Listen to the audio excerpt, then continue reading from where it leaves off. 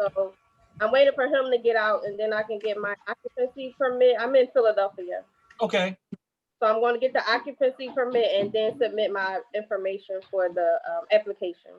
Yeah. Okay. Yeah, I got some stuff to say, but we'll. Fred, you next, my friend. You guys hear me? Yeah. How you guys doing? So I'm an occupational therapist. Right now, I guess I'm in the beginning stage. I just secured the capital that I believe I need. Oh no, you can't. Okay. Go ahead. I'm sorry. So yeah, so now I'm actually in the next step is trying to find real estate to make that move. And yeah, that's where I'm at with my steps. Okay. And you're looking for actual property for assisted living. Yeah. So that. What state are you in? Well, right now I'm in New York. I'm in between New York and Pennsylvania, but I'm planning on going back to Maryland where I lived for quite a couple of years. Heading back there hopefully soon. Yeah, I think Maryland is probably the more fit for me and my family. So looking to make that move soon as possible. Okay, great. Look forward to having you here, my friend. Yes, sir. Patrick, how you doing? I'm awesome, man. Thank you. Thanks for hosting this call tonight, brother. Absolutely. Yeah. So Patrick Precourt, I'm up here in Connecticut, a little north of you there, brother. Oh. I come from the real estate side. Been in real estate for a long time. We real estate and entrepreneurial side. So do a lot in real estate. Also in the gym business. Also in my passion is in the personal development space, behavioral change, right? So it's kind of neat how these all intertwine, real estate and personal development and the gym space and getting people to alter behavior to get results and bringing that into the assisted living space. And that's kind of where we're moving right now. We're actually going to close on our first building within the next 2 weeks. Just found an amazing building, 15,000 square feet that was going to host 16 beds. And I have an operations partner that has 130 beds out in the Chicago area now. What he does such an extraordinary job in the assisted living space and just elevating the level of care. We're going to adopt that model and bring it here in Connecticut, but knowing my limitation, not trying to recreate the wheel.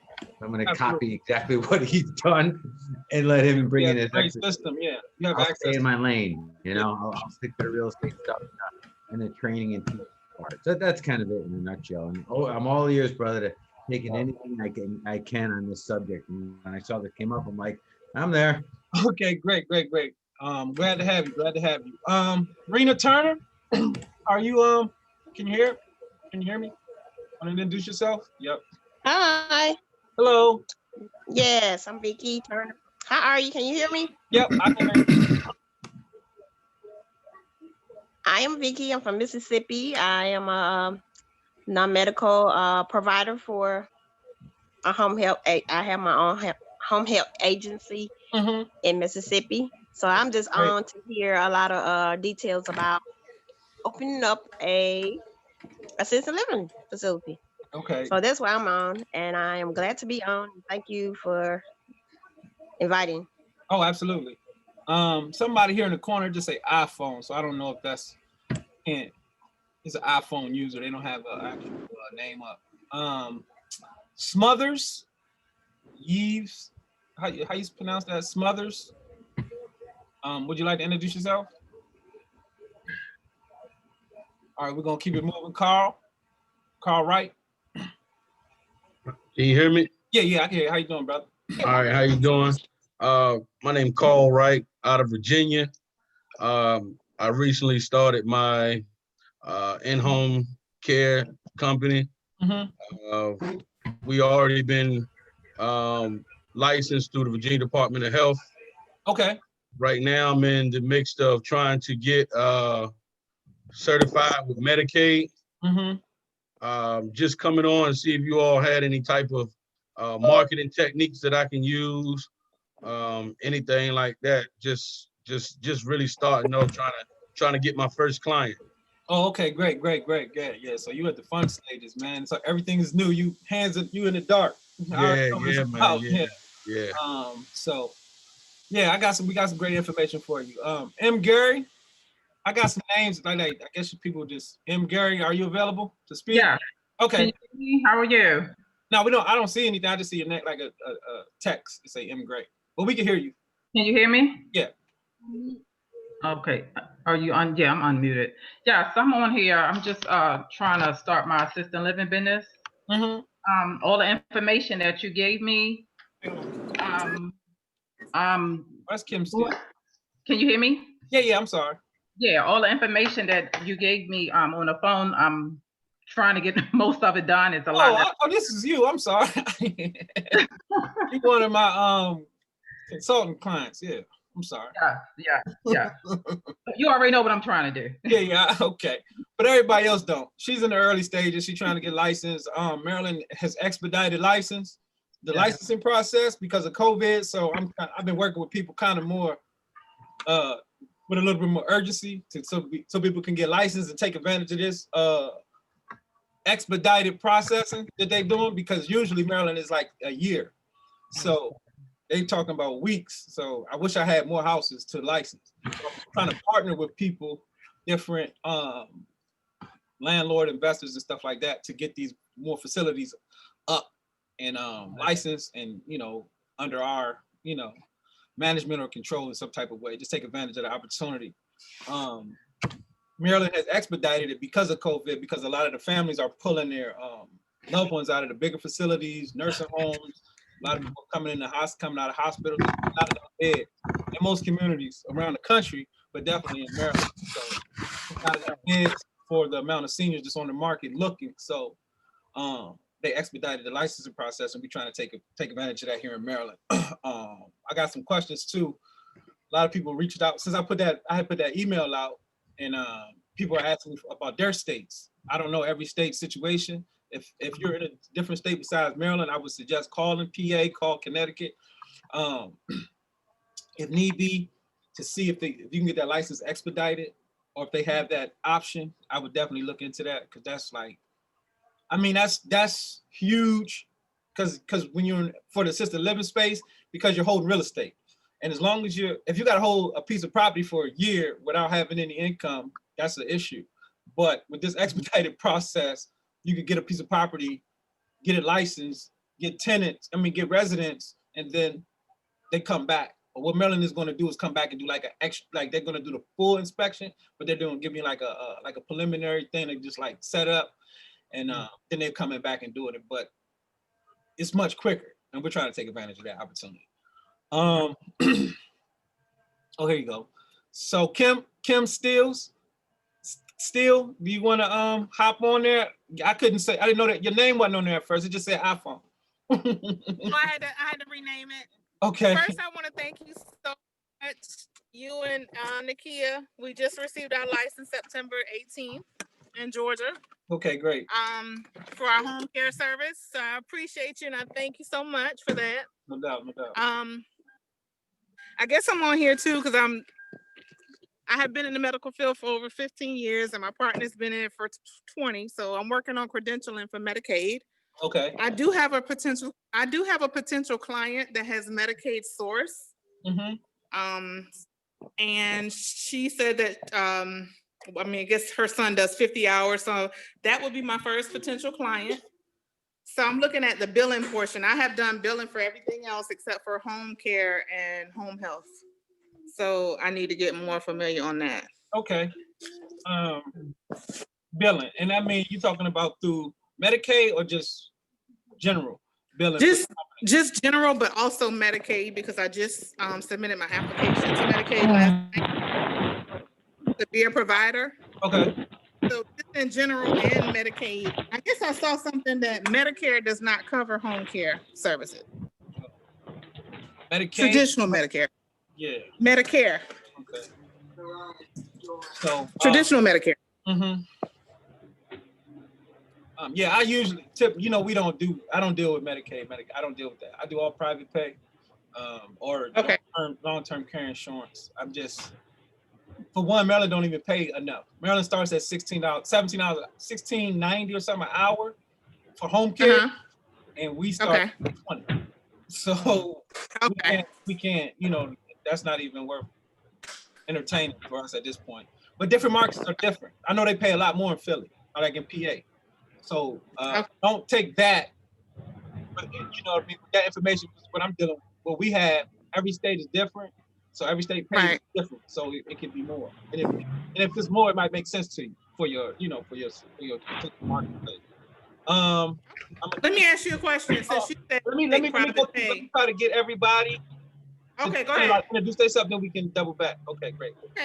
Okay. Priscilla, are you available to talk?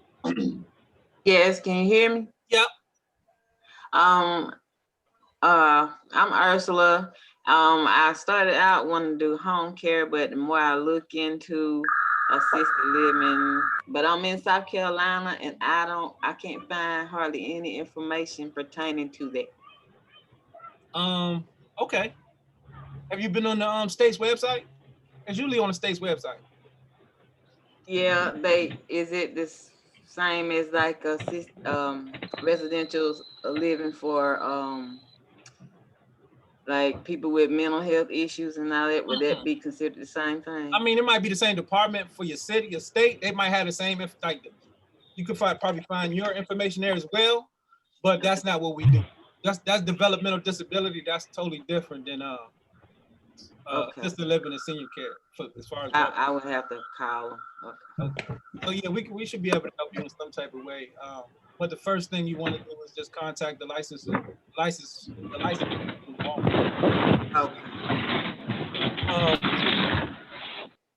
Charlene C, you're muted. Let me unmute you. I think I can help you out here. There you go. Can you hear me now? Okay. Yeah. Are you the one that just sent me the pictures of that pretty house down there? Yes. Thank you very much. Okay. Yeah. Okay. Nice to meet you. I am in Maryland, St. Mary's County, and I have the property. I have no experience at this, and I have the property to try to set up the facility. Okay. So yeah, she said she's one of the people who reached back out when I had put the email about the expedited. So she's looking to partner with us on a facility, and hopefully we can get it done with her. You know, just basically what I was saying because of the expedited licensing process. So she's one of the people that actually reached out. So I'm looking forward to working with her. She sent me out quite a few pictures. Property's nice. I'm still waiting for that video walkthrough from you. Yeah. If you have trouble sending it because it's too big, you could use probably Google Drive or something like that. If you can't send it through the regular email. Okay, yeah, that's what happened. I'll work on that tonight. Yeah, I figured you was gonna run into that kind of issue. So, okay, I'll be looking forward to it. I'm glad you're joining us, Richard Watts. Yes, how are you? How you doing? Yeah. I'm great. How are you? Yes, here's my situation. I am in the provisional stages in Maryland for a home care stages 1, 2, and 3. Mm-hmm. Tell me when I'm not coming across clear. Stages 1, 2, and 3. And it's pretty overwhelming. There's a lot going on. We're waiting for the NPI number to come back from Medicare. We're waiting on that. But they're also waiting on me to send 2 packages, the employee package as well as the client package, to get through the first stage of the process, which is the provisional. Mm-hmm. I'm trying to get a business. I'm sure you know, Alan, I'm sure you know about that. And then, of course, they'll have to come out and survey with me, I believe. Yeah, for sure. So here's my situation. I need some hand holding. I want to make sure I'm on top of everything. It's a lot, and I need some counseling. Okay. I mean, if you feel like it's more than what this venue here is for, yes. Definitely let's talk afterwards. Okay, that'll be great. I have the documents you need for sure. So I should be able to help you. No problem. I do have your business in the box. It's not in there. I have the actual Maryland documentation that you need. We recently submitted some new stuff, so now, it shouldn't be a problem. We'll talk later. We'll talk afterwards, so we can move forward. Afterwards. Okay, certainly. Okay, great. Runa O'Brien, you available? Runa O'Brien. I don't know. It says V35. Think Q. I don't know what that is. So it's like I get like a lot of random like names. It's not names, like actual names. So I think we got Rena. Okay, V35. Hi, how are you? And what is your name? Hi, I'm Shayna. Okay. I'm Shayna from Georgia. I'm a nurse. I have no experience in the home care industry, so I'm interested in doing the assisted living out of my home. So I'm here trying to get some information. Absolutely. Okay, great. Thanks for joining. Runa didn't step. Nancy, are you available? Right Way Home Care, are you available? Yes. Okay. So we are a fairly new home care agency in Pennsylvania. And I'm just here basically to get some marketing information and just basic nuggets that I can get just to help me, with the process of getting started. I have one client now, but I'm trying to get more clients, and the marketing issue, it has been an issue for me. Okay. What are some of the things you've been doing? I've been going to vendor events, sending out letters to like the different nursing homes, sending out emails to nursing homes that I came across social workers before with the previous job, just some things like that. Okay. Okay, sure. I got a lot of my the majority of stuff that everything that I do as far as marketing is concerned is on my podcast. So a lot of people think you got to spend a whole lot of money to put your name, your company out there. It's more about building relationships, and that's usually just meeting new people. Obviously, it's going to be a little bit more difficult at this point with the COVID and stuff like that, but things are loosening up for sure. And you should still be able to implement a lot of those strategies. Like I said, the email, making the phone calls, the mail and stuff like that. And then where we were doing visits, we're trying to set up Zoom meetings, stuff like that. Instead of just trying to go a little bit further than just a phone call, just put a face on a name. As far as when we're doing our meaningful relationship development, getting out there and continuing to, build a network, even, just using the new technology in the new environment where you can't actually get in some of these facilities. You can't get into it's impossible at this point in Maryland to get into a facility. You don't work there or live there. So Yeah. where before you could just walk in, and it's just not like that no more because of COVID. Yeah. But yeah, majority of stuff you can still do. You just have to be real creative and real persistent. Ooh, Lord, man, these names. I don't even know how to even. I'm sure you're saying Lauricia Montaigne. I am. Thank you. I went through this my entire life. So I'm in the Baltimore area.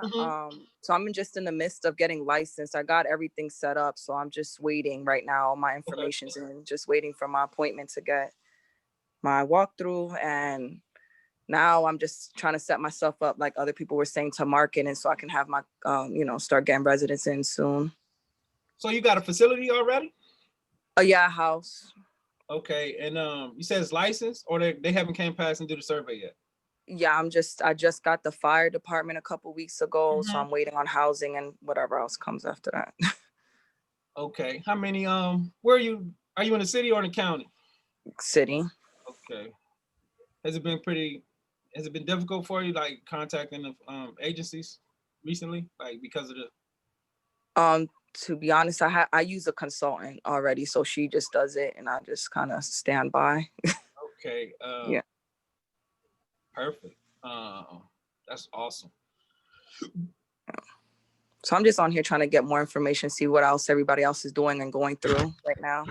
Yeah. You said you were preparing to how to start getting residents. I'm gonna tell you one thing about assisted living. It's not hard getting residents. Okay.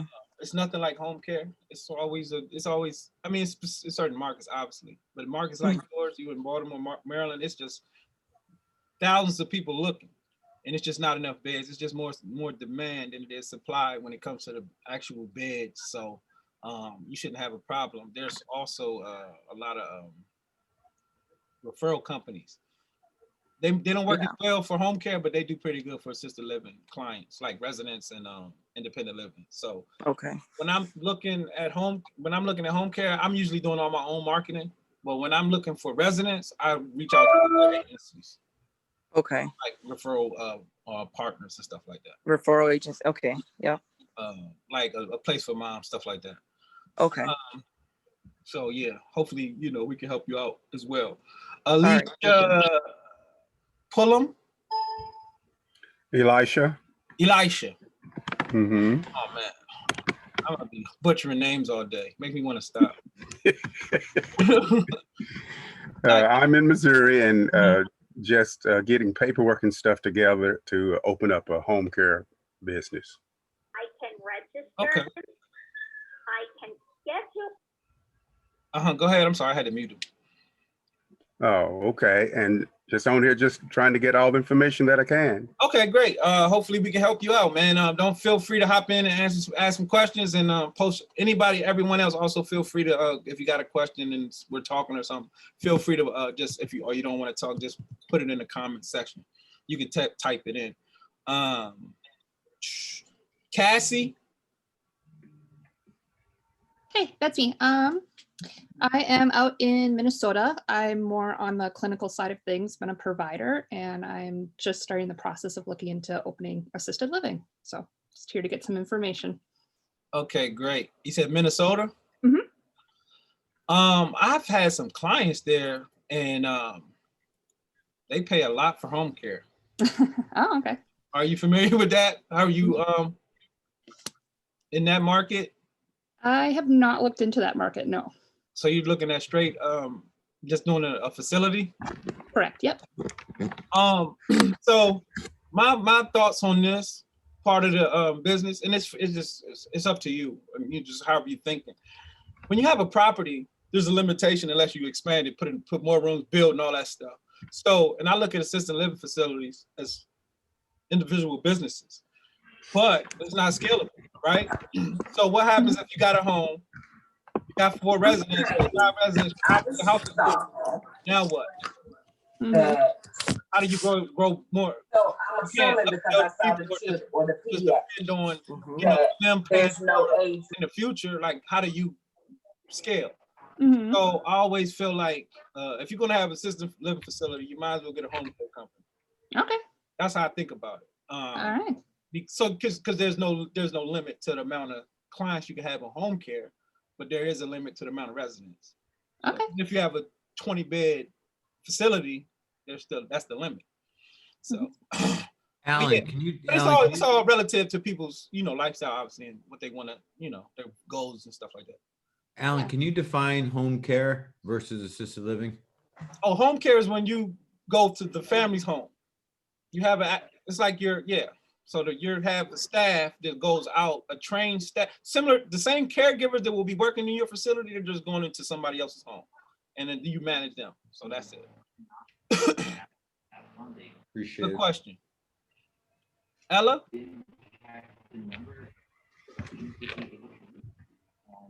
Ella, are you available to speak? Dee Dee? Dee Dee, are you available to speak? Where did my chat box go? Oh, here it is. Yes, sir. I'm here. Okay. I'm sorry, I was muted. No, that's fine. Go ahead and tell us a little bit about what you're looking for.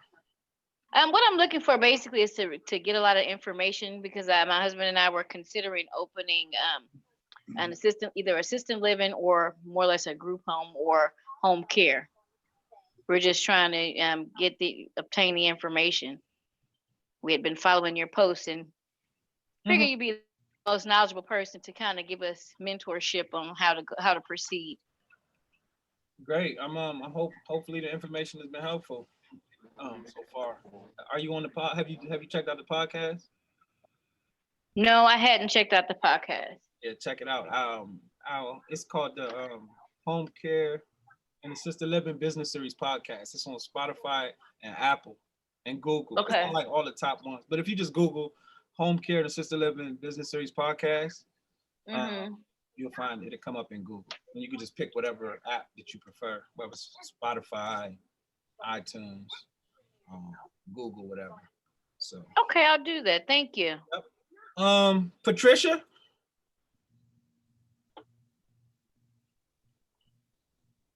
Are you available, Patricia, to speak? You're muted if you are. I know people be trying to talk, maybe you don't realize that they're muted. Ms. Price, are you available?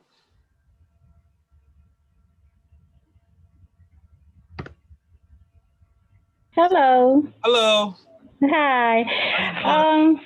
I registered my business. I have the LLC and all of that as a home health care agency, but agency is not really what I want to do. I want to do assisted living, but to be honest with you, I've been basically taking care of relatives. So now I'm trying to figure out how to get paid to take care of relatives.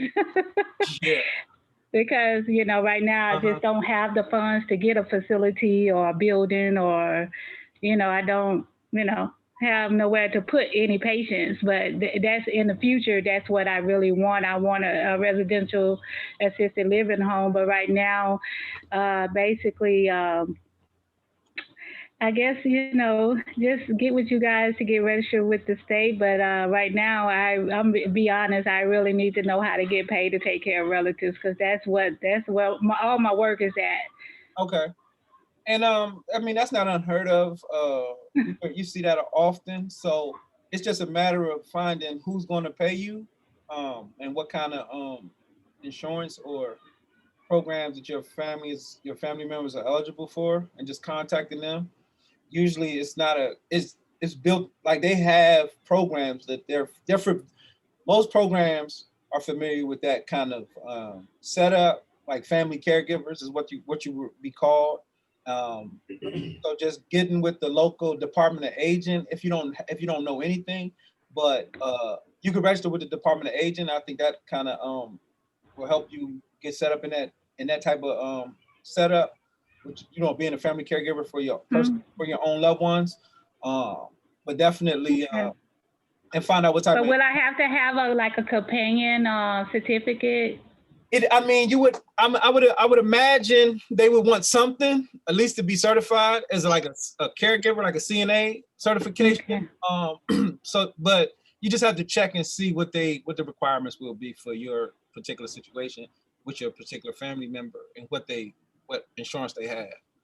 So, awesome. Okay. Thank you so much. All right. I think she was the last one as far as the introductions go. Samaria. Forgot me, Cynthia. Okay, don't let me forget you, Cynthia. Okay. Hi. Yes, so I just got started with beginning stages of home health care, and I'm in Maryland, so I'm just trying to get more information. Okay, and this is Samaria? Yes, this is Samira. Samira, I'm sorry. No problem. Okay. Thank you. Go ahead. I'm sorry, ma'am. You were speaking. She muted. Let me unmute you. Oh, I gotta ask to unmute. Cynthia. Yes. Oh, okay. There you go. Yes, I'm Cynthia Davis, the other owner with Kim Steele of Innovative okay. Quality. Just help us get licensed in Georgia. And like Kim was saying, I have 20 years in the game.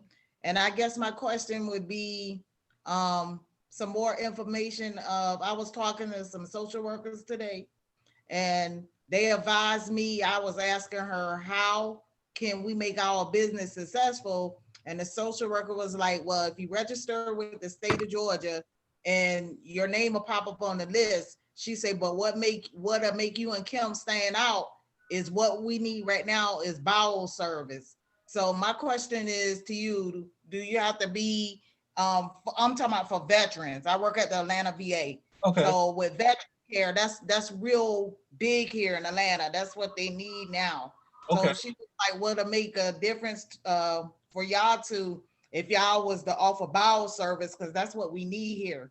So my question is to you, would an RN have to do that? And if so, we just did like a home agency for CNAs where we have to go back and do the application again to add RNs and the other thing. Okay, I feel what you're saying, like a nurse's services. Yes. I mean, if that's not, I mean, usually if it's not included in your license, what you apply for, you're gonna have to, it's like a added, add in. Yeah, you got to get added to the, it's just a more, another certification that you probably would need. But in Maryland, it's like levels 1, 2, and 3. There's not a level system in tech in Georgia. No, I don't think so. Okay. No. But I'm quite sure me and Kim will find out more because I don't want to miss out. I'm learning. Nakia, have you reached? Has Nakia? Did you ask Nakia that question?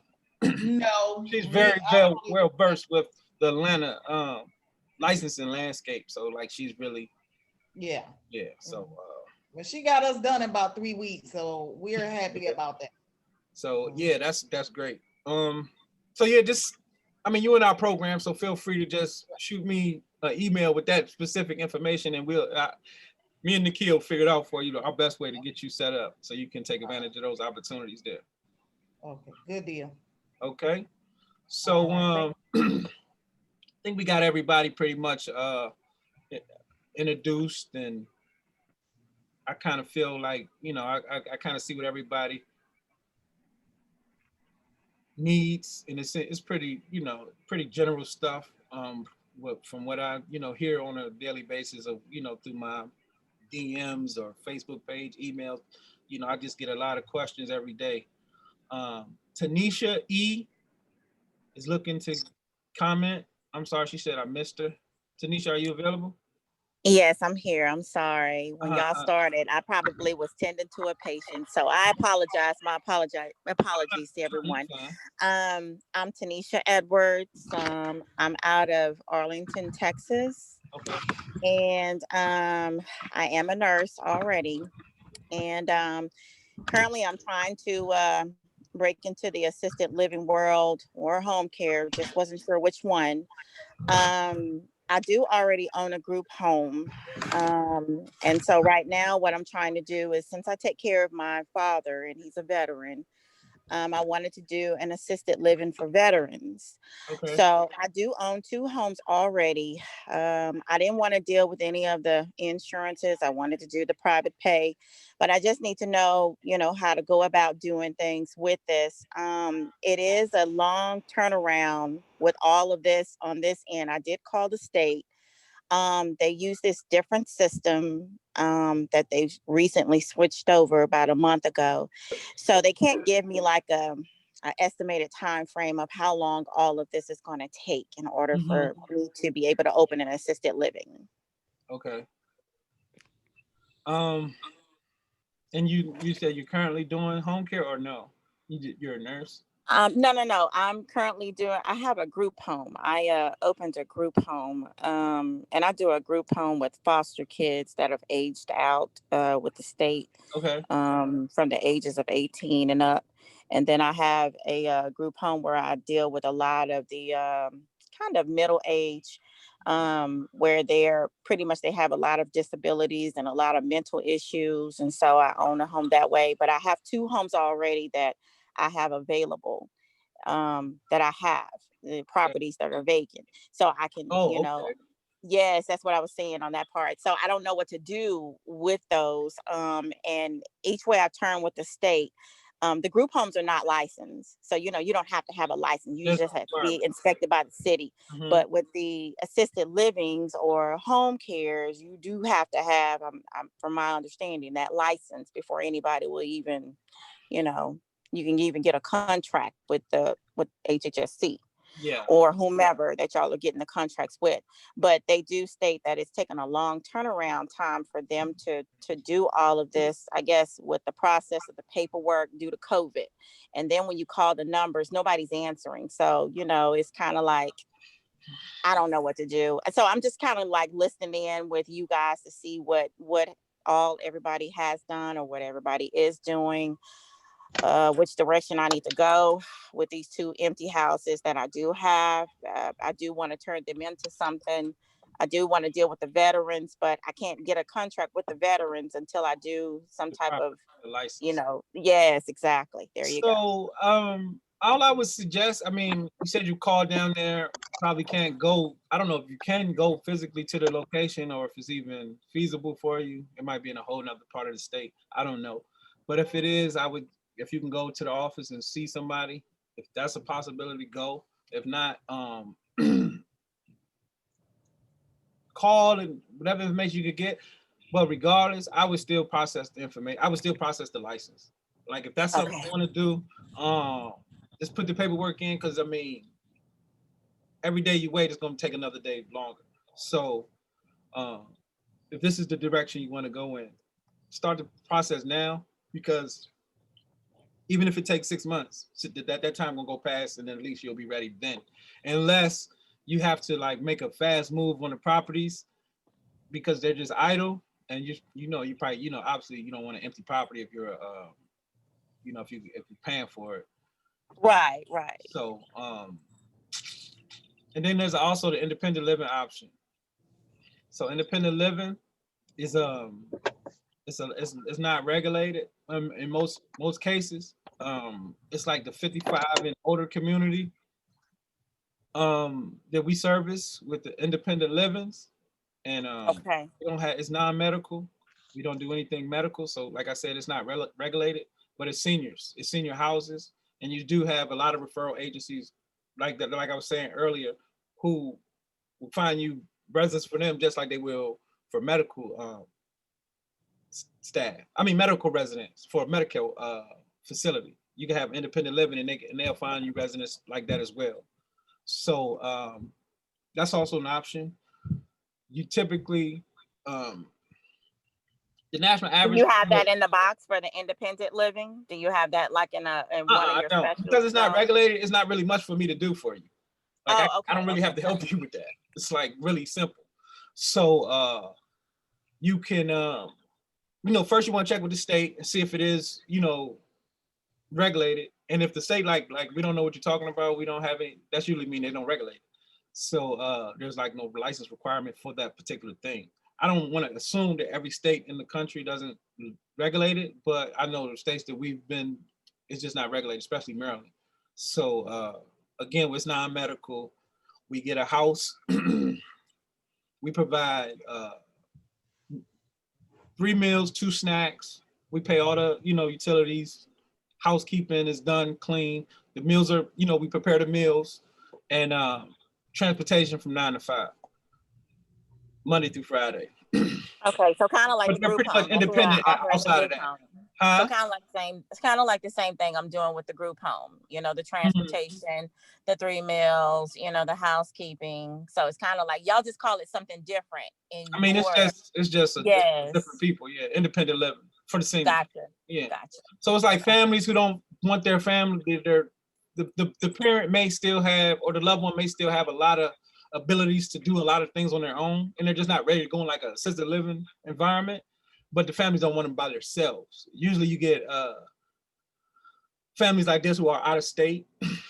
They want to put their family, their mom or loved one in the independent environment, opposed to just having them live by themselves.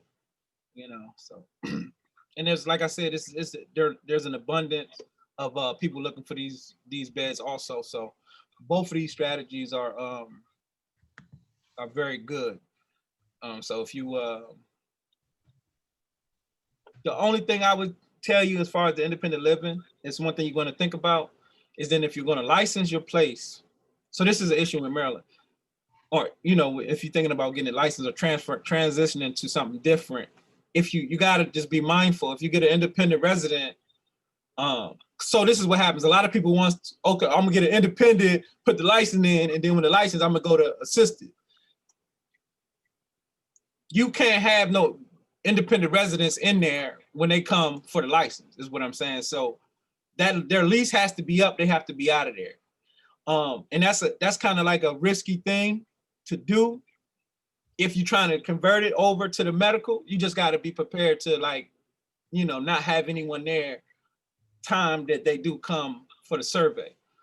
And you just got to think that, keep that in mind for the people who try to, you know, do both or want to do that and then transition into that, the medical later. So. Alan, can I ask a question? So my name is Adidai or Joy. I'm sorry for the background noise. I know that I'm from New York, and I once worked for an assisted living that also had licensing for a home care. And what I noticed that they did is that for their independent living, they had people that were independent living, people that wanted to be in those type of homes, but at some point they switched over and needed more medical care. And rather than switching from an independent living to an assisted living, they just brought in the home care to the resident. So that I'm sorry. So they allowed. No, I didn't know if that was regulated the same. I mean, if you saw that trend in other places, because that definitely happens at times in New York. So what you're saying is the independent resident can hire outside care for themselves? It ended up being the affiliated company. Mm-hmm. So the people who own the facility, is it multiple? So they have different levels of care. So they have independent and assisted in one facility? No, it was independent, but they also owned the home care agency. And so they allowed the home care agency to come in and provide. So they didn't have any assisted living. They just had independent and then home care. So they ended up getting two checks. They got the independent check and they also got the home care check. Right? Okay. So, I was just asking if that was something that you saw was a trend, and just because I understand you own both, if that was a way, I don't know if that's something that you've ever done, given that you have both types of businesses. So if an independent resident needs home care, they're more than welcome to do what they want. That's their house. They can have somebody come in there and help them extra. Like if they need medical care. Independent, there's nobody but an aide there. There's not licensed to do anything medical for them. No, I haven't had any of my personal residents. We only did one independent living. So I don't have like a huge amount of experience where this might happen in other cases. We just haven't had anybody from the independent want to get more care and hire their personal, their own home care, get a home care service to come help them out. But I do see often and how I started, how I was going into home assisted livings, and because certain like bigger assisted living facilities, when you start talking about 200-300 people, beds, 200-300 residents, the care goes down. So families would say their family member is living in the facility, but they'll contact us as an agency and say, look, from this point to this point, we want care at the facility. So our caregivers would go in and work with that family individually inside of an assisted living. But that happening on an independent level, I'm not familiar with that for me personally, but I don't see why it would be an issue in any situation. And I don't see why they couldn't work with you as the independent living property owner or the business owner, but then also as a home care service provider, hire you for more care if they needed it. And not needing, so you don't need to be licensed. The house doesn't need to be licensed for you to send a home care service provider in there to help that particular person. So thank you. Hopefully that's helpful, and you know, and if it's not, you know, just let me know if I can expound further. As far as marketing, I have what we call the meaningful relationship development strategy that I've been, you know, working since probably like the first couple years of me doing this stuff. And it's like well drawn out on the podcast, but this is for like my home care people that and I get a lot of questions. People say, oh, I'm spending all this money on marketing. I'm spending all this money on brochures. I'm spending all this money on, you know, SEO websites. And this stuff works. That stuff is important and is helpful.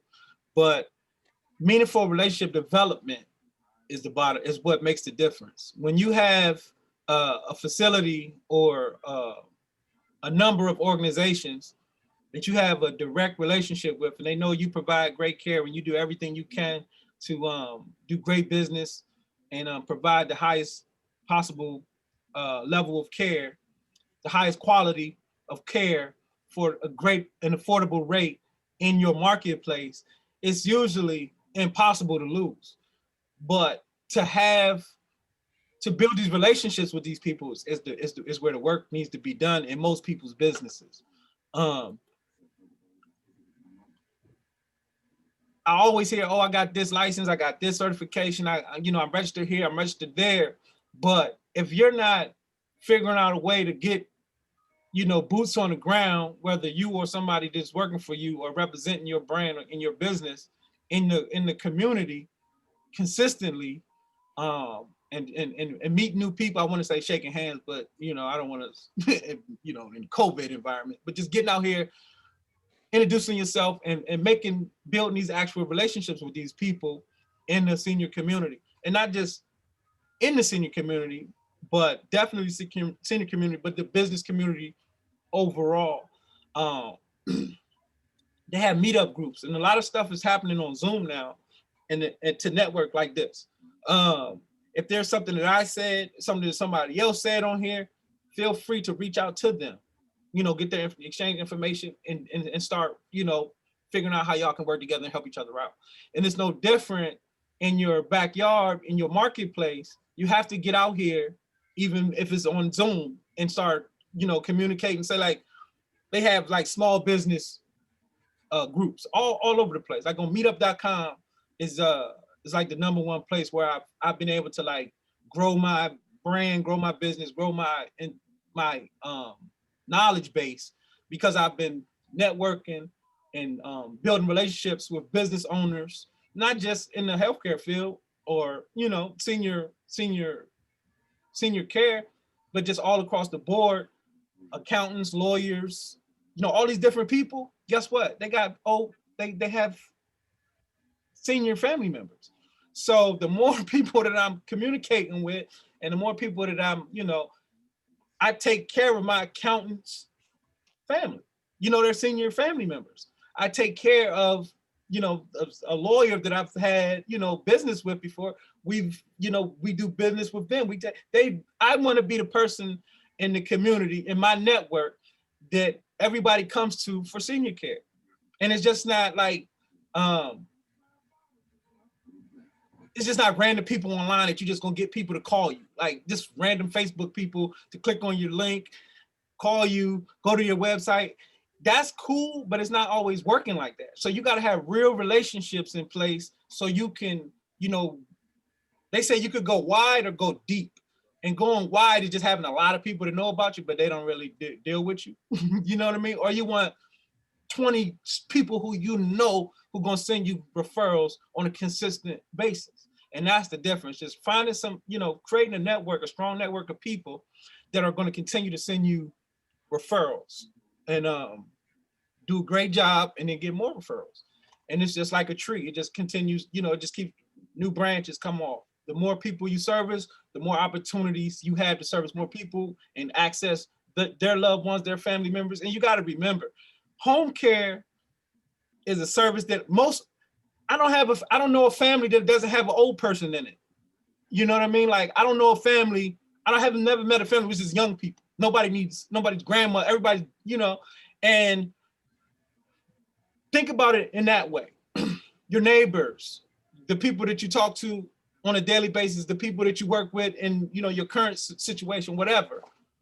It's about developing meaningful relationships and consistently providing quality care. And believe it or not, you don't have to have a $1 million a month marketing budget to have a business. You know, it doesn't take as much as you think.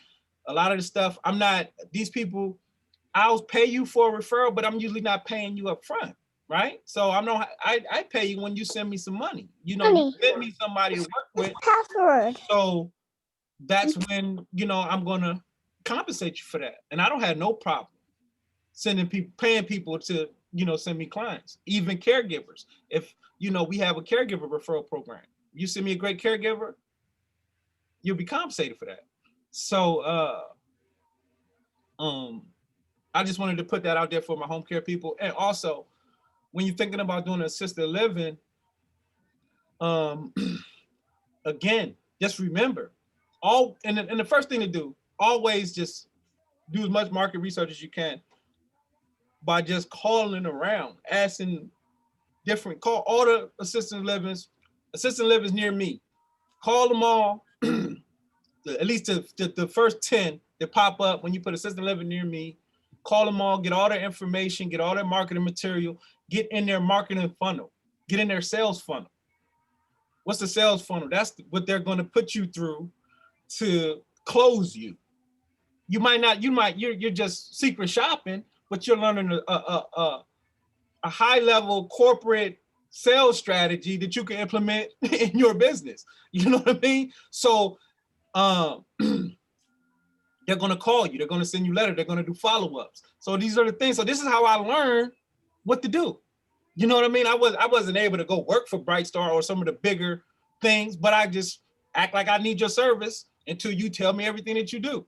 And then I can implement it, make it better, you know, and then compete. So I definitely suggest doing that. And then because you're going to get, not only are you going to get their sales funnels, their marketing strategies, everything that they're doing to get you to close, you'll see all the bells and whistles, the features and benefits of what they have for their actual facilities. And then you're going to get their pricing. And then you could compete from there. So, and every market is different. I can't tell you the prices in Georgia for a bed, you know, I mean, or a specific city in Georgia, because Georgia's even, you know, every city and county, price is different. Cost of living is different across the country, obviously. So prices is different in every marketplace, or for the most part, they can be different. So you have to do that research and to become informed. And hopefully that's helpful for you guys to kind of start thinking about.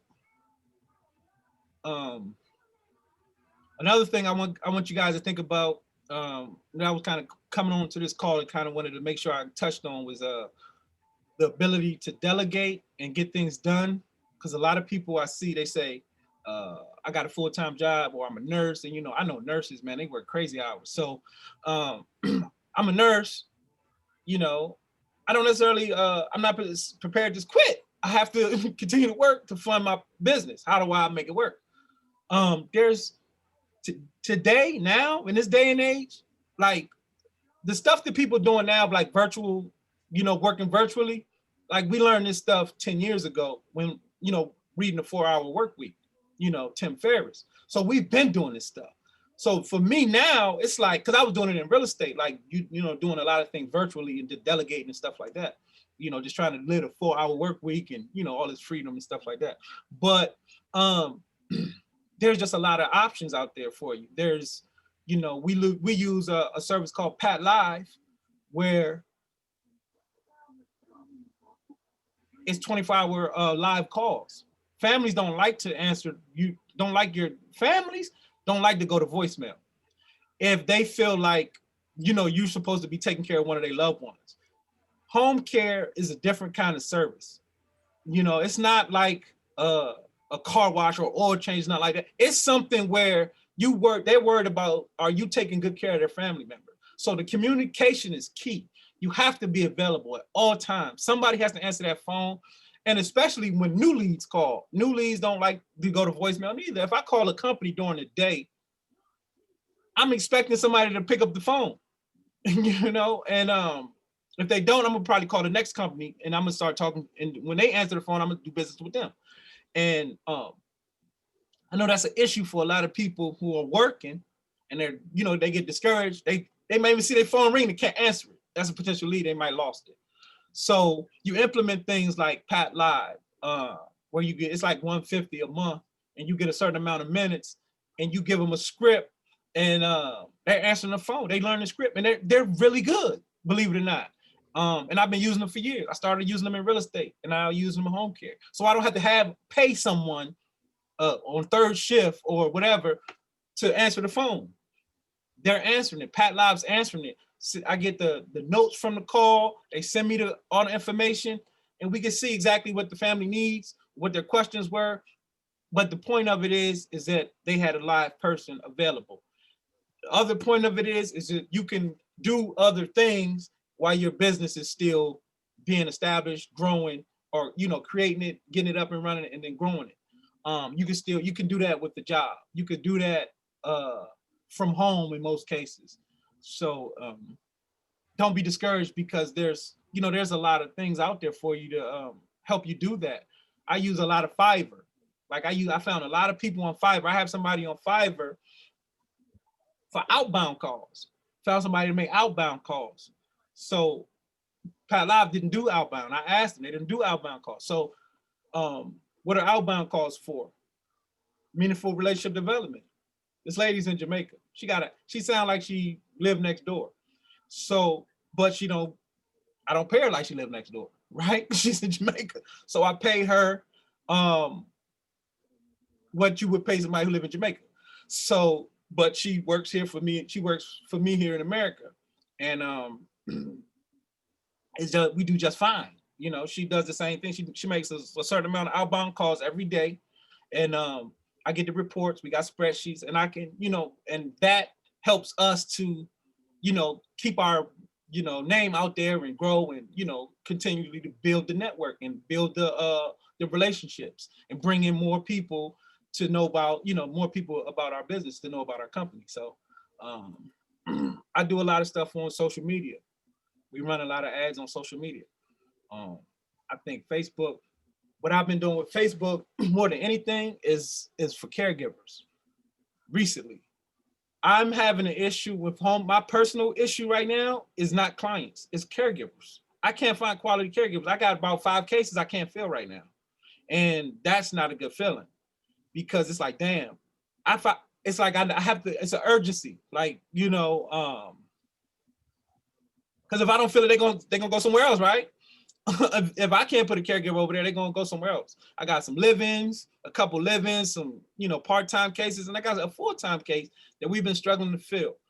Just because, you know, you just don't want to throw anybody over there. And then all the good caregivers, you know, are usually taken. And then what else is an issue?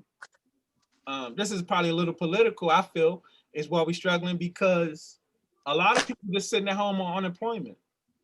With that, I don't know if the bonus is still on top of the unemployment, but because of that unemployment plus bonus situation, nobody want to go to work because they don't have to. So, I mean, like, if you're not gonna pay me more than what I'm getting for watching Netflix, why would I go? So, and they just riding it out, you know what I mean, until the COVID situation. So that's just kind of like, I'm saying that to say, like, that's my little theory or whatever, but I feel like that's part of the problem right now. That's like one of my little personal issues is just finding quality caregivers. But I've been running ads and I've been getting pretty good feedback on Facebook and for the caregivers. Before, I kind of left it alone for a while because I just felt like people were just, I'm on Facebook, I see a job application, I'm gonna just click on it. I wasn't looking for a job, but I see one, so I click on it. So you get people that's not really serious. They just see it, so they click on it. But so I had kind of shied away from it and was on LinkedIn. Now, LinkedIn was like my go-to for years. First, it was Craigslist. Then I got to LinkedIn, and now I'm on Facebook for caregivers. For the most part, I still have ads running on LinkedIn, and then you can also post free jobs on there. But for the most part, right now, I've been getting the best, the highest quality caregivers I've been getting. It's been from Facebook. Another thing that I've been getting a lot of questions about is how are we functioning COVID? Like, how are we functioning as an agency in COVID? Home care. Assisted living, it's simple. Can't nobody go in there unless they work there or live there, and you gotta test once a week if you're an employee. Like, that's it. That's what your assisted living is. And it's like Maryland is still really strict about families and stuff like that. So it's just, we still in a different environment. We still in that type of environment as far as with the assisted livings. They just not a lot of people, you just got to limit contact as much as you can. But I take the same mindset going into the home care, like we just limit contact. So all the things that we were doing previously, we do it virtually. So consultations. So I had to do an assessment this week where the nurse had to go. Like, she had to go do a physical assessment. And for the, the insurance company, long-term care, like I said, we don't do Medicaid and stuff like that, but long-term care, and this client I think was with another Mass Mutual client. So we had to send an actual nurse. Before we go in the house, we're sending the family a questionnaire. The same stuff that y'all basically hearing when you go into different places now. They doing the temperature. Have you been in contact? Anybody house been in contact? Like, my nurse is so thorough. She won't even go in there unless she's comfortable with these questions. And I just let her, she doesn't work for me full time, but because and she's dealing with the COVID and her other position, she's bringing that that good insight to me. Because she works for me PRN, she just does consultations and assessments for me and stuff like that. So that's usually all the contact we've been having. Interviews with caregivers, we're doing them on, private Zooms, Skype and stuff like that. The families, obviously, when they first call, that's obviously on the phone. Like, we used to go out and do like in-home consultations. If we don't have to, we won't. But we won't actually go. We'll try to do it like this. But some families are old school and kind of still feel like they want you there. And if that's the case, we won't say no. We just gonna, have the nurse ask the questions and stuff like that and then go. But that's not our first option, as it was before. Like, we never had a problem with going to families' houses, but we don't want to go now. Obviously, it's just limiting contact. It's the less people that you expose your staff to and then your families to, the lesser the chances of somebody getting COVID stuff. So, same with the caregivers. Everything is direct deposit, how we paying them, or we'll mail you a check. Like, nobody's coming to the office no more. So, like, the dynamics of the business is definitely changing, and a lot of stuff I feel like can stay, we'll be able to stay. But there are some things that you do hope, that the human contact will affect. You do want to, spend some kind of, you do want to start, you do want to get back into the actual meeting people and physically talking, like, spend time with your caregivers and stuff like that, opposed to just always being on the phone or always doing like a FaceTime or something. Like, you actually want to do that, but just at the moment, we're not. Those things we do want to have, like employee of the month, dinners and stuff like that. What we always used to do, we have a dinner for the caregivers and stuff like that. We don't do none of that stuff in the current. We had to just cut it back and just kind of find new ways to, celebrate them and stuff like that. But I can't really think of anything at this point. If you guys have any questions, any comments, things like that, I need to feed off of. But these are just like some of the topics that I was thinking about coming into this call that I can touch on. How easy is it? Going back to the chat. So go ahead and ask your questions. I'm gonna mute myself and look at the chat. Go ahead. How easy is it if I already have my license to switch over from home care to getting a assisted living home? Is it different certifications that you have to get for that? Two different businesses, two different license requirements in most states. So because you got to realize home care is you going into the family's home, right? Assisted living, they're coming to your home, and they don't license you as for assisted living. They license the property. So you can't just get a license and then take it to any property. They gotta look, you gotta have a specific property that they're gonna come inspect and then certify, and then you be licensed like that. So it's two different things. So you can have one and when one won't stop or hurt the other. So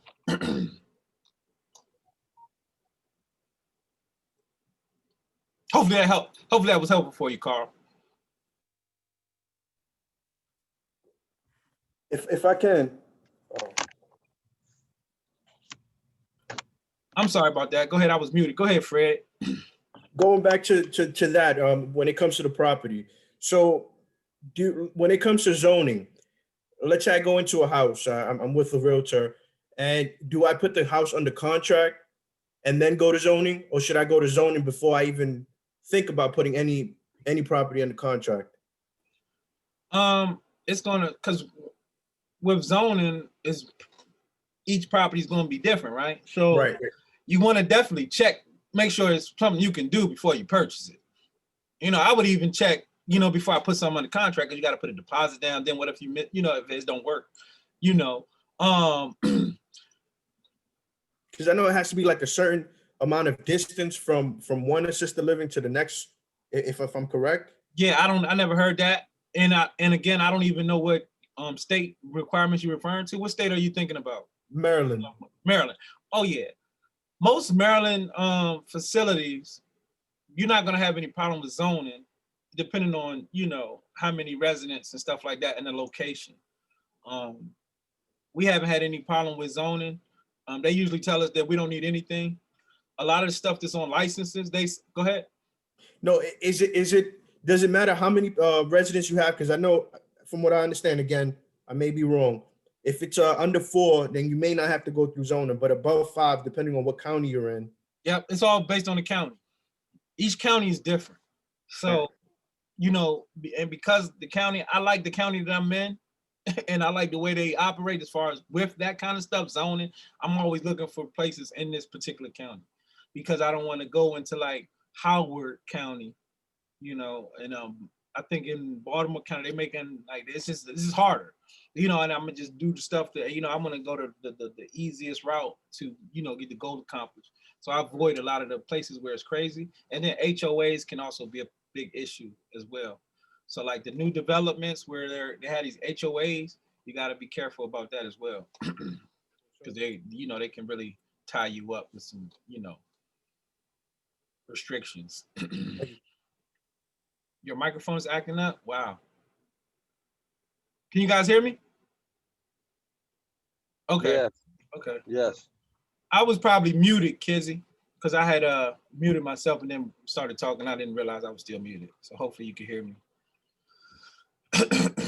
So hopefully that was helpful, Fred. But each county is different. And OHCQ, the office that handles the licensing for assisted living, they're very responsive now. I don't know what happened. Maybe the governor like leaned on them or something, but they're like totally different organization now. So you can call them and you'll get very good questions, very quick, very good responses, at least in Maryland now. I don't know if it's gonna stay like that, but I hope so. Anybody have anything? Are there any yes. Go ahead. Is there any funding for a purchasing Is there any funding for purchasing property like that for the assisted living? A lot of people I've been dealing with are using or going to the SBA. I don't know what's, I don't know, maybe it's like some mental block or something, but I never go to like traditional routes when it comes to funding. I'm either working with a private partner or something like that, opposed to like for a bank government or like as far as banking grants and stuff like that. Yeah. But I do have someone that is currently, you know, having, you know, they're doing well on acquiring a property through the SBA as an assisted living, as a business. Okay. So start with your local SBA and you start there, you know. And, they have like the score groups, like they usually have like what they call score, like it's like something in the SBA that yes, like mentorships and stuff like that. Yeah. So, and they can help you out, at least, you know, point you in the right direction as far as that's concerned. A little side note, you just reminded me, a lot of this COVID money, I've been seeing people get it and put it in businesses, and it's everywhere. And I haven't particularly myself been like looking to get it, but I've been hearing people getting it and doing, getting their businesses and stuff like set up like that. One particular person, this is just random, from the liquor company Hennessy, they had a small business loan. And I'm like, what made you even ask? But it's like, it's a lot of companies out here with the PPE stuff. I mean, with the COVID money, paycheck protection. It's just a lot of, it's a lot of money. This like that's circulating right now. Just like low hanging. It's not as hard to get as it usually would be because of the COVID. And then, you know, they're trying to prop the market up and try to keep the cash coming through the, you know, the economy. So it's money out there. You just got, like, you know, you just got to get out here and network and talk to people who are into that. I would start with the SBA, and then maybe like some lenders who might have some information for you. But personally, if I'm looking to get another property, I usually buy the traditional way, or if we find like a conventional loan, or if we find like a property we can get for cheap, like a flip, we'll just, you know, get a cheap property, buy it, fix it up, and then flip. No, we don't flip them. We keep them. Like real estate, for me, the only strategy that makes sense at this point for me is assisted living. Like putting a regular tenant in. If I put a regular family in like a 4 or 5 bedroom house, I'm like, what am I? Like, it don't make sense. Like, why would I give all of this family all this room, you know, when I can put 4 seniors in this property? You know what I mean? And if I put the family in there, I get like 200, 300, 500 profit every month. Obviously, if we do assisted living, we're gonna try to make, you know, 30K a year off that property. So what is your rate? What is my What rate? is your rate for each client that you whatever I can for negotiate. when you're housing each client? Whatever I can negotiate.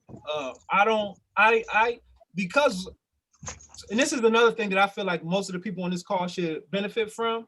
When you're small, you don't have the overhead that the bigger companies have, so you could give people a lot of the benefits that they teach you, but you can still be affordable and, you know, beat them in pricing. So that's what I'm always looking to do, is beat everybody in pricing. So I'm not the highest person in the community. I'm not trying to get the you know, I don't want the most expensive place. I want the place that, you know, is affordable and you're gonna be able to pay for the next 3-4 years.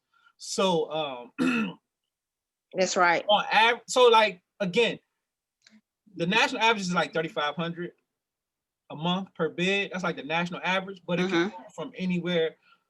It's a place behind where I live. That's a facility called Manresa. $10,000 a bed a month. And then there's some places like $3,000 a month. You know, there's like, you know, safe, quiet, clean, you know, they're healthy. There's $3,000 a month. They don't have the bells and whistles and all that, you know, luxury stuff, but you know, families feel safe, confident, comfortable with you being there, with them being at your place. So it all depends on like the community that you're looking to create. If you want to go high end, you got access to a high end real estate, the market. I mean, a neighborhood, a community. Go high end. If you can get into that community, you can get a property and do that. But don't think you're gonna buy a little house in a working class, like a lower middle class, working class neighborhood and try to do all these luxury things to it. You still gonna get that rate because it's what the families can afford in those communities. You know what I mean? You just want to go, and when you're looking for property, you want to get the most. You know, it's just like any other real estate is location, right? So the better location, the higher you'll get for your monthly rates. Yeah, it's about like the rates are here in Mississippi about the same, about 3,000. And I mean, okay, but the real estate ain't the same. So that's the good thing. The house you're gonna get in the house, I'm gonna pay probably 300,000 for a house that y'all can probably get down at 450. You know what I mean? And it's just because of the difference. Yeah. You know, you can't find no house in Maryland for 300. You can't find a 3-bedroom for under in a decent area for under 300. You know what I mean? But it's probably other places in, you know, I know in the South, the Midwest, you spend 300,000 on a house, you got a mini mansion. And you can take advantage of those opportunities like that. Yep. So hey, Alan. Yeah. Man, that's a lot of questions. Y'all feel free to go ahead and ask your questions. I'm just trying to read so I can make sure I cover Hey, Alan, can you hear me? Yep. Hey, this is Charles. I'm over here in Herndon, Virginia. I was trying to before. Say it again. I think we talked before. Yeah, I actually came out to one of your seminars. I try to come out whenever I can. Okay, great. Yeah. I was trying to find out someone who wants to get into I guess to transition into the assisted living. What in Maryland, what is generally the starting process as far as making sure that you have your licensing and your credentials and everything that you need to even start? Do you have a property? I don't have a property, no. Just having a property with a good location, obviously. A delegated nurse. If you're not a nurse, obviously you should have to have a nurse. Yes. The 80-hour manager's course.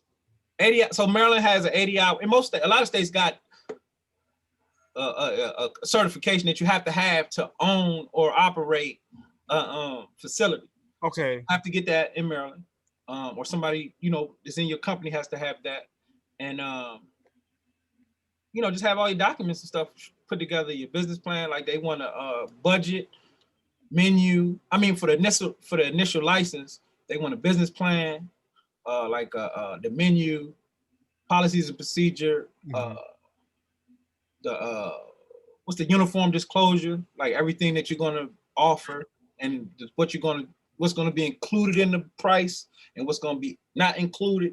You have to submit this document to the state and to the families. Okay. So in case there's any discrepancies with the billing, yes, the families can say, okay, this is included in the universal disclosure form.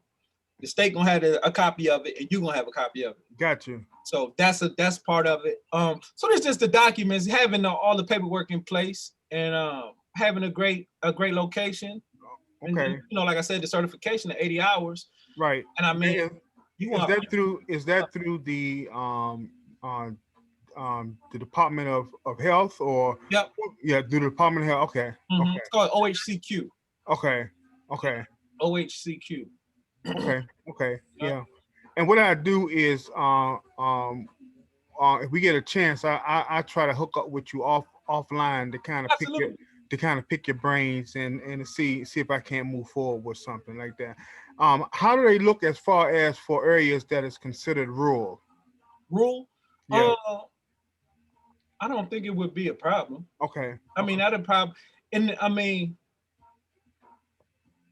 Families, I mean, most families, I mean, if you find somebody who's like in that area, in that general, you know, they might not be in that rural community. Right, but, right. But like you in, say if you have you said you're in where you at? Herndon, Virginia. Virginia, yes. So if you got a family like they might be from Alexandria, Fairfax, or something like that, they probably wouldn't mind putting their family in a rural area. It's nice, you know, and it's comfortable, quiet, safe like that. Right. It's more urbanized or, you know, active area. Right. So it could be benefits. It could be sold as, you know, because I mean, you have a lot of places now that's not that far outside of the DMV that is considered rural. I mean, they haven't changed that status. But for some reason, they collected high tax also. So they collected high taxes on rural areas. Yeah. Yeah. Like they did it for a long time down in Stafford. Stafford was considered rural. Okay. And then when they had that big boom, you know, they still was considered rural, but they was taxing you, you know, almost like a regular tax rate. Wow. Okay. Yeah.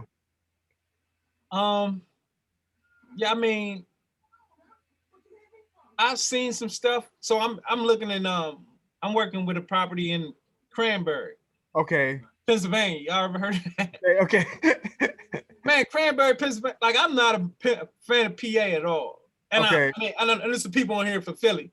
And I mean, the rural parts of Pennsylvania, I just don't like the mountains, the hill. I just not comfortable in them environments. But Cranberry is like this little town.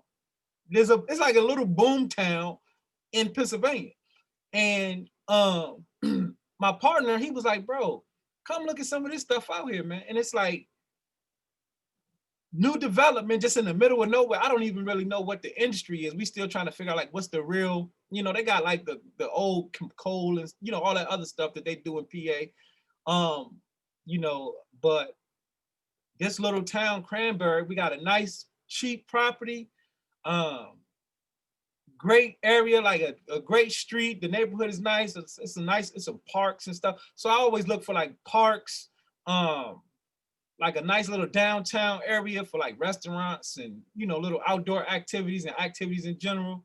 The YMCA is what I like to have, you know, the properties close to, and then like other senior facilities like that, adult daycare centers, stuff like that. So these are some of the top things that I'm looking for, like within like, you know, 20, 30 mile radius from the properties we acquire. So just speaking on the rural, this would probably be rural area, because we're not directly like in the center of Cranberry, we in the area, but we like out in the, you know, the next door neighbor is probably like, you know, a few acres away. Okay.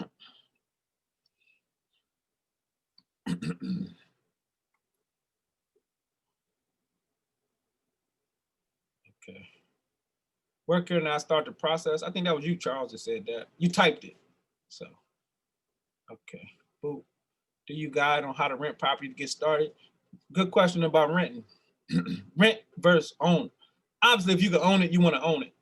I'm working with a couple people who are doing the rent way, lease way. I like to say lease over rent. Rent just don't seem like that. But to lease, so that's how we got in our first situation. My first assisted living situation.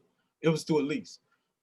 I don't know if I talked about it on the blog or whatever other time, but how I got familiar with the whole assisted living was because of home care, right? We started doing home care, then we figure out like, oh shit, what is this? You know, the home care, I started getting referrals, families saying, hey, we don't want you to come to our house. We trying to get rid of this joker. You know, their grandfather, he crazy, whatever. So they like, can we send them to you? Like, we don't have a facility. So they like, okay, whatever. So what I did, I contacted the facility and said, hey, look, I got some people, because I'm doing a lot of marketing for the home care at this time. And I'm getting a lot of calls from people, they're seeing the marketing, senior care, but I didn't specify as home care, because, you know, and they just call because they see senior care. And they're like, hey, we're looking to place our family member. I called the facilities. They were paying, 1 month's rent. The first couple didn't go through. They went and peeked and poked around, didn't actually close. They didn't, move into the facility that I referred them to. But when the first one did, we got a $3,500 check. I said, they cut the check so fast. I'm like, man, how? Like, it wasn't no, they was like, we like them. Thanks for the referral. Boom, you sent us some more. So I'm like, 3,500 is nice, right? But they about to get that every month. So I'm like, man, so that's how I got into it. Long story short, I was renting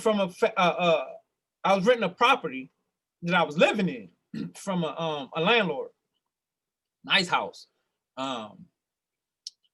And we stepped to him, told him about the business, the model, and it was our first deal.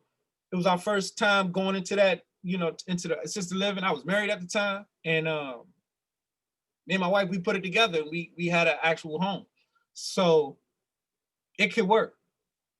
The structure of the arrangement, there was a rent, there was a rate that we were going to pay for the house, the general rate, right? And then because we told him what we were doing, and we were trying to, incentivize him to let us do it in his property. I said, look, for every resident that we move in, I'm gonna give you an extra $250 on the rent. So at full capacity, he has these extra, so he got the base rent. If it's empty, we got to pay him this. But when it's full, we're gonna pay this. If we lose a resident, it's gonna come back down. And you know what I mean? So if we got 2 residents, we only paying $500. If we got 5 residents, we paying what we pay for 5 residents. So that was the approach. And I'm just saying that to give you guys an approach. When you step to landlords, usually who are real estate investors, who usually have an understanding of how business works and would love to do business with somebody who, what we call low impact tenants, opposed to somebody who got Section 8, who gonna come in there, kick holes in your walls, scribble, rip your carpet up, tear your house up. Seniors are low. If a landlord has an opportunity to rent to a low impact tenant, they're gonna go with that. I mean, because it just makes more sense. It's a liability thing. It's like, this person is not going to destroy my property. Seniors don't kick holes in the wall. You know what I mean? They move slow, they soft, they don't so your house be looking pretty much the same 5 years later, because, they don't do damage to the property. So this is the pitch almost, to the landlords, investors, if you don't have access to buy property for yourself. And then also, it's just not easy to buy properties every day, but it's easy for me to partner with people who have properties. So just like you guys, you could do the same thing. I bring the expertise. And that's my daughter calling. She thought I was getting off at 7. You bring an expertise. You bring a knowledge base to the conversation, and they had a property. And what you have is just as valuable. And if you can make it work, make it work. There's no, I can't tell you a particular number that works. It's all about what you can negotiate. But when it comes to rental properties, that's the approach that I used in the beginning. And now I partner with property owners who are most often landlords. And then also with coaching clients, like some nurses. I'm working with a nurse. She's buying her first home. I say, look, if you're gonna buy your first house, turn it to assisted living. So when you buy your second house, your assisted living gonna pay for it. So like, don't move in there to live in it. Move in there, set up an assisted living, then make that by your next house. Then you can, or you do it again. And so that's how we function when it comes to rental properties, renting for assisted living. And even the current situation that we're in, they're letting us put a sprinkler system in. So, I mean, and then you also got to realize something too. If you're doing repairs on their property, they're not going to say no, because it's a value add. Like, you're just making their property more valuable. Make sure you get a long-term lease though. 5 years minimum. Like, I'm not gonna go into nobody's property, you know, putting real money into their property, building it out, you know, without a long-term lease, 5 years minimum. So, and that's again what you can negotiate. Some of them may say 3 years, something like that. But 1 or 2 years is just not long enough, you know, to really make sense for you. You know, as an investment opportunity for yourself. So.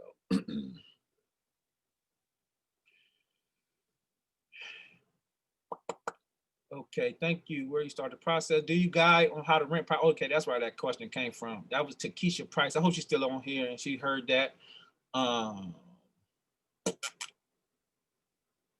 Do you have a website? Yeah, we got a website, AlanChaney.com. AlanChaney.com. And then the podcast is also Home Care and Assisted Living Business Series podcast. I haven't put anything up there recently. Like COVID kind of rattled me. So like I just wasn't in content creating mental space, and I just haven't got back into it. Like even now, I'm just now getting back into like this stuff where I'm actually getting out here networking with other people, like doing the stuff like for the meetup, you know, the website, the page and stuff like that, because I just been like so, and I know everybody else too. Not only did, you know, everybody's business, you know, businesses were affected, everybody's business was affected. For the most part, some good, some not. But I just didn't know what to do. Like the first couple of weeks of COVID, I just didn't know what to do. I was paralyzed, just like, until I just had to say, like, look, bro, you gotta eat. You gotta continue to grow. You gotta keep going in, you know, and we kept doing it. So that's I haven't posted any podcast since like March. And that's right around the time that the COVID came. But I feel like, you know, back in here, we're going to have some more content coming soon, some more episodes coming soon. But there's some great content on there for right now. If you've never heard it, you're going to really enjoy it, if this is your industry. Oh, she said, can I text the link? Is there anyone else or any more questions? It seems like it got really quiet. Is it just me? Y'all just really focus on what I'm saying, or y'all, you know, tune me out and back doing something else?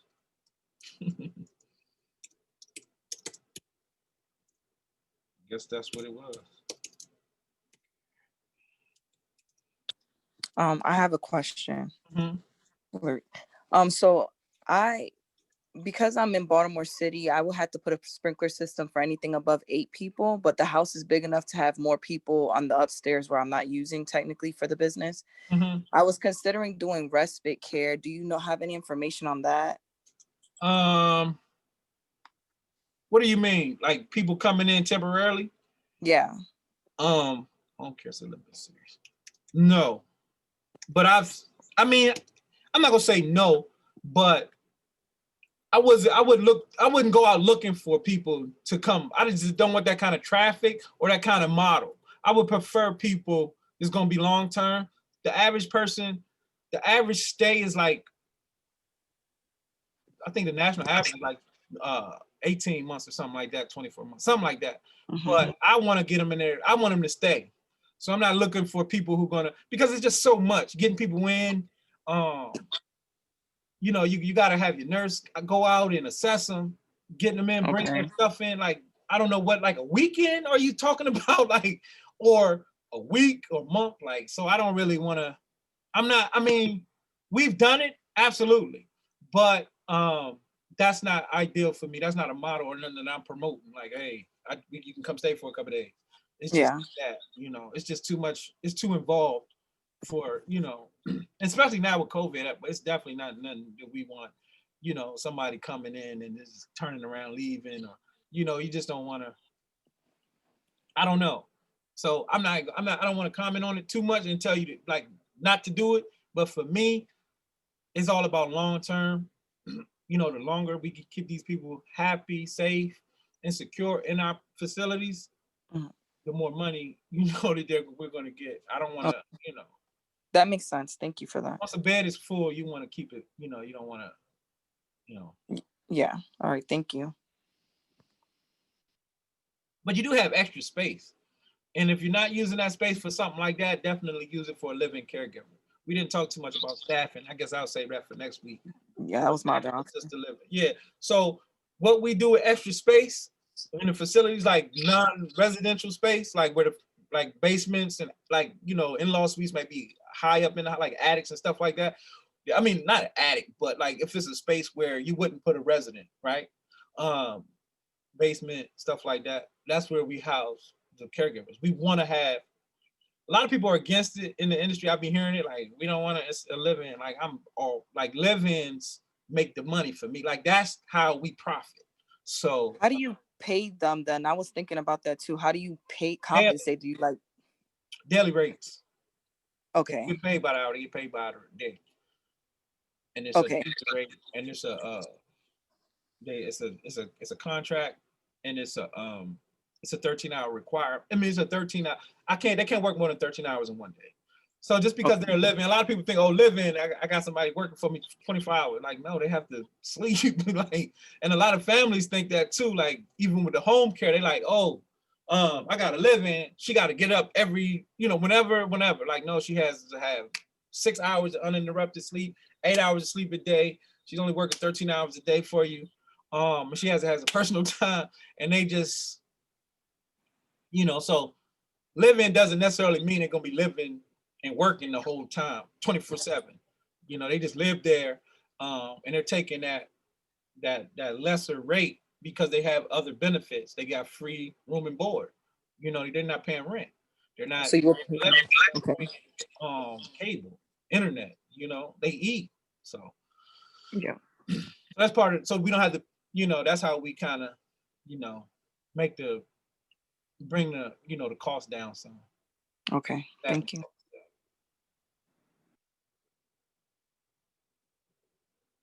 Somebody just said send the link, because I was actually sending it too, then I stopped. Copy. Are there any more questions? I'm not gonna hold you guys on here if you guys don't have no questions. I'm gonna go ahead and let you guys go enjoy the rest of your evening. I excited. I'm glad I did this.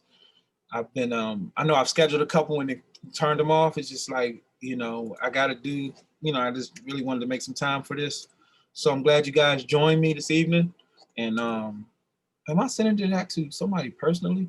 I'm sending that personally. I should have sent that to everybody. Hold on. I'm sorry. Yeah, I'm excited that you guys joined me this evening. And Alan. Yeah. Rick Watts. What's the best way to contact you? I want to really get started with because, as I said, the provisional is in the process now, and we're trying to get ready for the survey. Okay. What's a good number for you? Or I'm gonna give you my cell. Mm-hmm. It's what number do you have? You got the regular number, right? I don't know right now. Number. Yeah, I need to give you a number. So let's. I'll get it to you. Okay. Yeah, I'll get it to you after this. Okay, certainly. Thank you.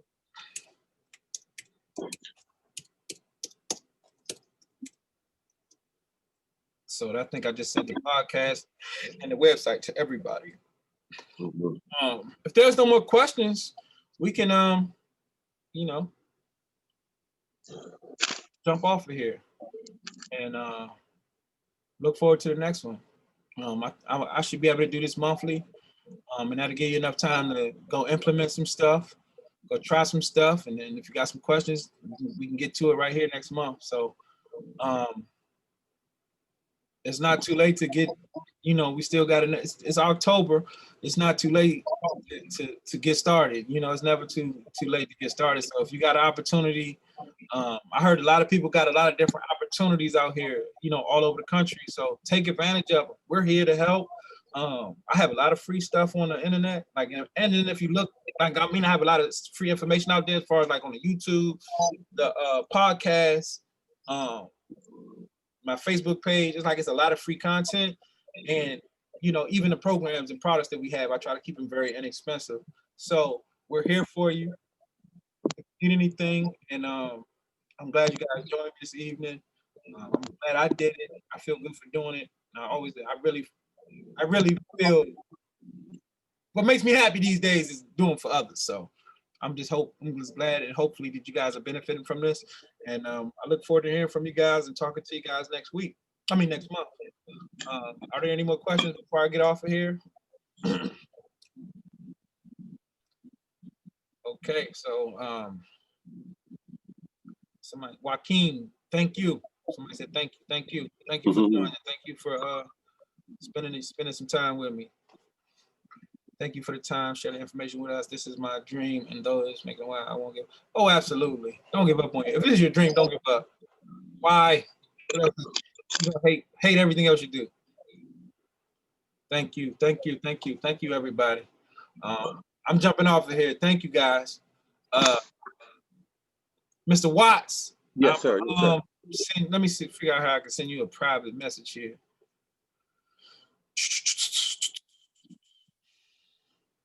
Let me see. Here you go.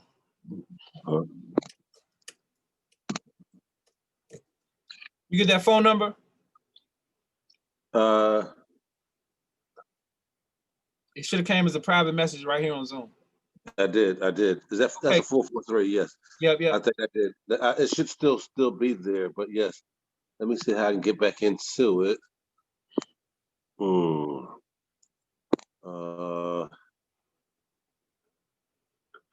Trying to see how. I'm looking. Okay, participants. You got it? Richard, hold on. Let me see. Oh, okay. Yeah, you might have to go to the chat. It's in the chat, but it's a private message. Yeah, I got it. I'll get it. I think I do have it. So, okay. Yes. Okay. So I'll give you a call tomorrow. Call me tomorrow after 10. I will. Okay. Thank you. All right. Talk to you then. And bye-bye.